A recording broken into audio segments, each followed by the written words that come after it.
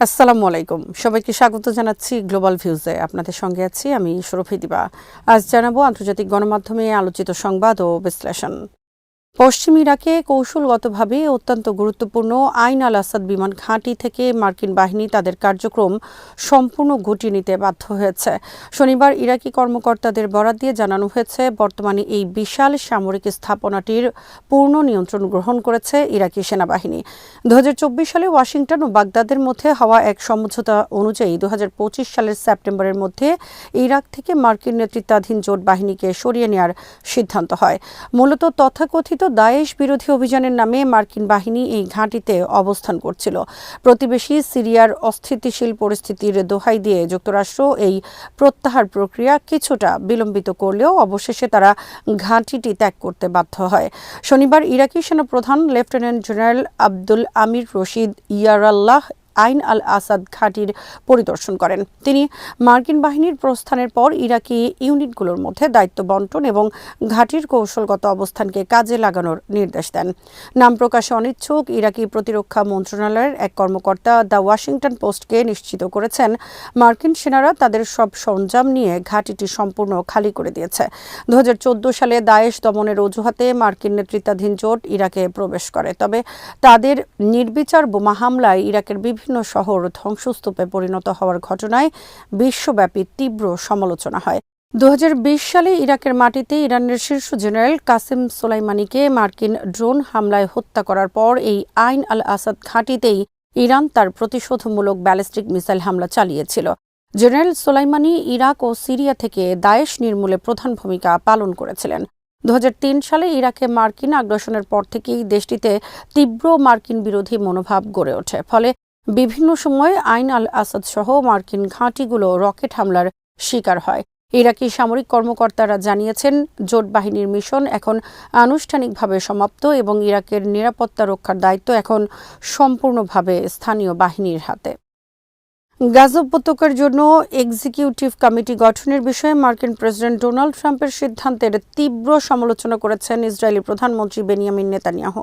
শনিবার এক বিবৃতিতে তিনি জানান, এই পদক্ষেপটি ইসরায়েলের সঙ্গে কোনো সমন্বয় ছাড়াই নেওয়া হয়েছে এবং এটি ইসরায়েলের বর্তমান নীতির পরিপন্থী। নেতানিয়াহুর কার্যালয় থেকে জানানো হয়েছে, মার্কিন নেতৃত্বাধীন শান্তি কাঠামোর অধীনে এই কমিটি গঠনের ঘোষণাটি ওয়াশিংটন একতরফাভাবে নিয়েছে। এই পরিস্থিতিতে নেতানিয়াহু তার পররাষ্ট্রমন্ত্রী গিডিয়ন সারকে নির্দেশ দিয়েছেন যেন তিনি জরুরি ভিত্তিতে মার্কিন পররাষ্ট্রমন্ত্রী মার্কো রুবিওর সঙ্গে যোগাযোগ করে বিষয়টি নিয়ে আলোচনা করেন। ইসরায়েলি সংবাদ মাধ্যমগুলো নেতানিয়াহুর এই প্রতিক্রিয়াকে নজিরবিহীন বলে বর্ণনা করেছে, যা গাজার ভবিষ্যৎ শাসন ব্যবস্থা নিয়ে দুই দেশের মধ্যকার গভীর টানাপোড়েনকে স্পষ্ট করে তুলছে। ইসরায়েলি পত্রিকা ইয়েদিওথ আহরোনোথের প্রতিবেদনে বলা হয়েছে, নেতানিয়াহু মূলত গাজা কমিটিতে তুরস্ক এবং কাতারের মতো আঞ্চলিক দেশগুলোর অন্তর্ভুক্তি নিয়ে উদ্বিগ্ন। ইসরায়েলি কর্মকর্তাদের আশঙ্কা, এই পদক্ষেপের ফলে ফিলিস্তিন ইস্যুর উপর ইসরায়েলের নিয়ন্ত্রণ দুর্বল হয়ে পড়বে। গাজার ভবিষ্যৎ সরাসরি যুক্তরাষ্ট্রের তত্ত্বাবধানে চলে যাবে, যেখানে ইসরায়েলের মতামতের গুরুত্ব থাকবে না। মার্কিন ঘোষণা অনুযায়ী এই কমিটি গাজার প্রশাসনিক ও অর্থনৈতিক পদক্ষেপগুলোতে সহায়তা করবে এবং গাজার পুনর্গঠন প্রক্রিয়াকে ওয়াশিংটনের সরাসরি তত্ত্বাবধানে পরিচালিত রাজনৈতিক ও পর্যবেক্ষণ ব্যবস্থার সঙ্গে যুক্ত করবে। ট্রাম্পের বোর্ড অফ পিস ঘোষণার একই সময়ে এই কমিটি গঠন করা হয়। এই বোর্ড অফ পিস গাজার পুনর্গঠন এবং প্রশাসনিক কার্যক্রম সরাসরি ওয়াশিংটনের অধীনে নিয়ে আসবে। এদিকে ফিলিস্তিনের ইসলামিক জিহাদ আন্দোলন বলেছে, ট্রাম্পের বোর্ড অফ পিস সম্পূর্ণভাবে ইসরায়েলি স্বার্থ রক্ষা করা হয়েছে। তারা অভিযোগ করেছেন, একটি ফিলিস্তিনি টেকনোক্র্যাট কমিটি গঠনের বিষয়ে ইতিবাচক আলোচনার মাঝখানে যুক্তরাষ্ট্রের এই বোর্ড গঠন মূলত মূল চুক্তি বাস্তবায়নের ক্ষেত্রে একটি নেতিবাচক পদক্ষেপ। সম্প্রতি গাজা নিয়ে 3টি কমিটি হয়েছে। যুক্তরাষ্ট্রের অধীনে বোর্ড অফ পিস, যুক্তরাষ্ট্র ও আঞ্চলিক মিত্রদের নিয়ে এক্সিকিউটিভ কমিটি এবং ফিলিস্তিনি বিশেষজ্ঞ ও পেশাদারদের নিয়ে technocrat committee. Board of piece হলো উচ্চ পর্যায়ের নীতি নির্ধারক, এক্সিকিউটিভ কমিটি হলো গাজার অর্থনীতি ও পুনর্গঠন বাস্তবায়নকারী ও পর্যবেক্ষক এবং টেকনোক্র্যাট কমিটির দায়িত্ব হলো গাজার সাধারণ মানুষের সেবা ও স্থানীয় প্রশাসন চালানো। 3টি কমিটি নিয়েই ইসরায়েল ও যুক্তরাষ্ট্রের মধ্যে মতদ্বৈততা রয়েছে। ইরানের সর্বোচ্চ নেতা আয়াতুল্লাহ আলী খামেনি বলেছেন, দেশের সাম্প্রতিক দাঙ্গা, প্রাণহানি ও ধ্বংসযজ্ঞের জন্য মার্কিন প্রেসিডেন্ট ডোনাল্ড ট্রাম্পই প্রধান দায়ী। পবিত্র ঈদে মাবাস বা রাসূলুল্লাহ সাল্লাল্লাহু আলাইহি ওয়াসাল্লামের নবুয়াত প্রাপ্তির দিন উপলক্ষে আয়োজিত এক অনুষ্ঠানে তিনি কথা বলেন। খামেনি তার ভাষণে ট্রাম্পকে সরাসরি অভিযুক্ত করে বলেন, ইরানি জাতির বিরুদ্ধে মিথ্যা অপবাদ, ক্ষয়ক্ষতি ও হতাহতের জন্য মার্কিন প্রেসিডেন্ট দায়ী। এই বিচারে তিনি একজন অপরাধী। তিনি উল্লেখ করেন, অতীতে এ ধরনের অস্থিরতায় মার্কিন মিডিয়া বা নিম্ন স্তরের রাজনীতিকরা জড়িত থাকলেও এবার খোদ মার্কিন প্রেসিডেন্ট নিজে দাঙ্গাকারীদের উস্কানি দিয়েছেন এবং সামরিক সহায়তার কথা বলেছেন। সর্বোচ্চ নেতা বলেন, গত 50 বছরের অভিজ্ঞতার আলোকে আমি স্পষ্টভাবে বলতে পারি, আমেরিকার আসল লক্ষ্য হল ইরানকে গ্রাস করা। তিনি বলেন, ইসলামী বিপ্লবের পর থেকে আমেরিকা ইরানের ওপর তার হারানো রাজনৈতিক ও অর্থনৈতিক আধিপত্য পুনরুদ্ধারের চেষ্টা করছে। ইরানের ভৌগোলিক বিশালতা, সক্ষমতা এবং বৈজ্ঞানিক ও প্রযুক্তিগত অগ্রগতি আমেরিকা সহ্য করতে পারছে না। ইরানি কর্মকর্তাদের মতে এই দাঙ্গায় যুক্তরাষ্ট্রের পাশাপাশি ইসরায়েলের সরাসরি হাত রয়েছে। সাবেক মার্কিন পররাষ্ট্রমন্ত্রী মাইক পম্পেও এবং ইসরায়েলি গোয়েন্দা সংস্থা মোসাদ সামাজিক মাধ্যমে দাঙ্গাকারীদের উৎসাহিত করে পোস্ট দিয়েছে। মোসাদ সরাসরি দাবি করেছে, তাদের এজেন্টরা কেবল দূর থেকে নয়, বরং সরাসরি রাজপথে দাঙ্গাকারীদের সঙ্গে মাঠে উপস্থিত রয়েছে। আয়াতুল্লাহ আলী খামেনি জানান, দাঙ্গার পেছনে থাকা অনেক এজেন্টকে শনাক্ত করা হয়েছে, যারা মার্কিন ও ইসরায়েলি সংস্থা থেকে প্রশিক্ষণ এবং বড় অঙ্কের অর্থ সহায়তা পেয়েছিল। তিনি বলেন, আমরা দেশকে যুদ্ধের দিকে ঠেলে দেব না, তবে দেশি ও বিদেশি অপরাধীদের শাস্তি না দিয়েও ছাড়ব না। ইরানের আইন শৃঙ্খলা বাহিনী এরই মধ্যে দাঙ্গার সঙ্গে জড়িত একটি বড় অংশকে গ্রেফতার করেছে বলে তিনি নিশ্চিত করেন। ইরানের সশস্ত্র বাহিনীর chief of staff major general Abdur Rahim Musavi বলেছেন, ইরানের শত্রুরা তাদের মিডিয়া সাম্রাজ্য এবং মনস্তাত্ত্বিক বা কগনিটিভ ওয়ারফেয়ার ব্যবহারের মাধ্যমে বাস্তবতাকে বিকৃত করার চেষ্টা করছে। গত মাসে বিদেশি মদতে ছড়িয়ে পড়া দাঙ্গা প্রসঙ্গে শনিবার এক বক্তব্যে তিনি বলেন, শত্রুদের মিডিয়া সাম্রাজ্য এবং মনস্তাত্ত্বিক যুদ্ধ ইরানি সমাজের একটি অংশকে প্রভাবিত করেছে, বিশেষ করে সফটওয়্যার বা মনস্তাত্ত্বিক যুদ্ধের ক্ষেত্রে।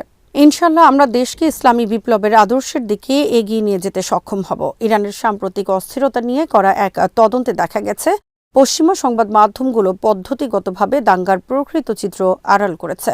সরকারি বেসরকারি সম্পত্তিতে হামলা, সশস্ত্র গোষ্ঠীর সংশ্লিষ্টতা এবং বিদেশি উস্কানির বিষয়গুলো এড়িয়ে গেছে। তারা দাঙ্গাকে শান্তিপূর্ণ হিসেবে তুলে ধরেছে এবং ওয়াশিংটনকে ইরানের বিরুদ্ধে সামরিক পদক্ষেপে উৎসাহিত করতে একপেশে খবর প্রচার করেছে।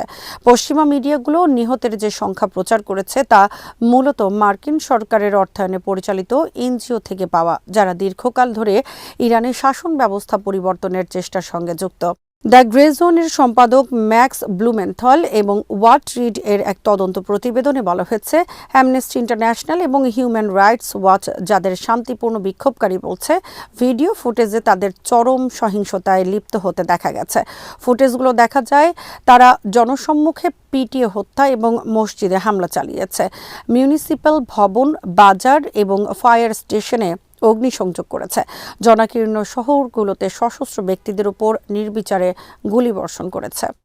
ইরানের গোয়েন্দা মন্ত্রণালয় দেশটির পশ্চিমাঞ্চলীয় সীমান্ত দিয়ে অনুপ্রবেশকারী একটি বড় সন্ত্রাসী চক্রকে সফলভাবে নির্মূল করার কথা জানিয়েছে। সাম্প্রতিক অস্থিরতাকে কাজে লাগিয়ে এই চক্রটি রাজধানী তেহরানে একটি ভয়াবহ সশস্ত্র হামলা চালিয়েছিল বলে জানিয়েছে মন্ত্রণালয়।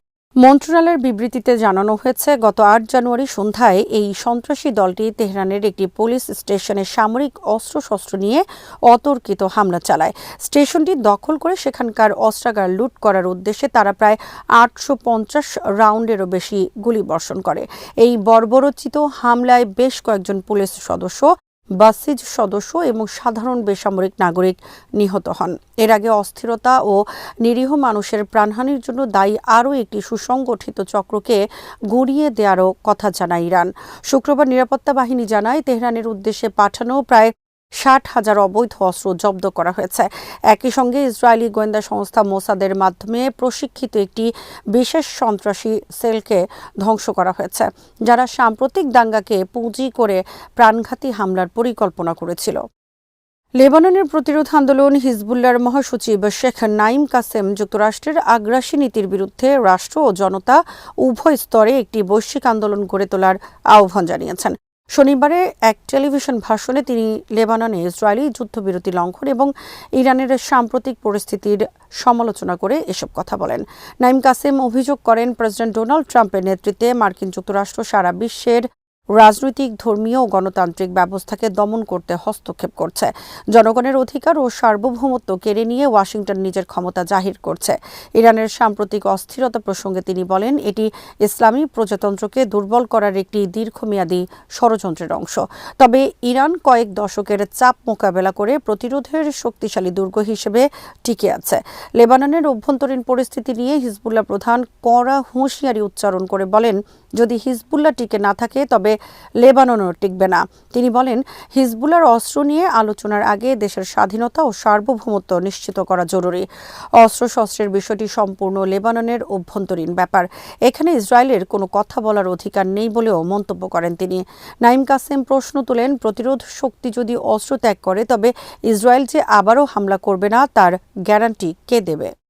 আজ এখানেই শেষ করছি। সবাই ভালো থাকুন, সুস্থ থাকুন আর দেখতে থাকুন বিডি ভিউজ। চ্যানেলটি ভালো লাগলে সাবস্ক্রাইব করুন। সংযুক্ত থাকুন আমাদের ফেসবুক পেজে। আল্লাহ হাফেজ।